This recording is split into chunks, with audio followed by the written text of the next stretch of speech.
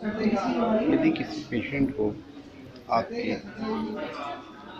सुबह के समय खांसी रहती है बहुत ज़्यादा, सूखी खांसी, सुबह और शाम को के समय, जिसमें कि सूखी खांसी होती है, खांसते खांसते मुँह लाल हो जाता है, मुँह से ब्लड आ जाता है और काफ़ी समय से ये खांसी है, तो या फिर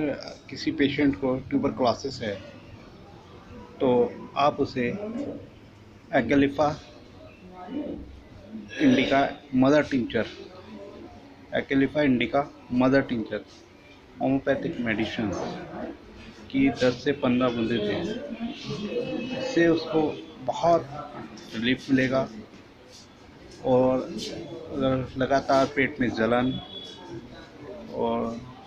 एसिडिटी बनती है तो भी mother tincture, Acalypha Indica mother tincture में 10-10 बूंद पानी के साथ सुबह शाम दें, तो 1 से 2 हफ्ते में उसकी जलन ठीक हो जाएगी। और अगर ट्यूबरक्लोसिस की बात करें तो ट्यूबरक्लोसिस 9 महीने में बिल्कुल ख़त्म हो जाएगा अगर शुरुआती स्टेज पर है तो।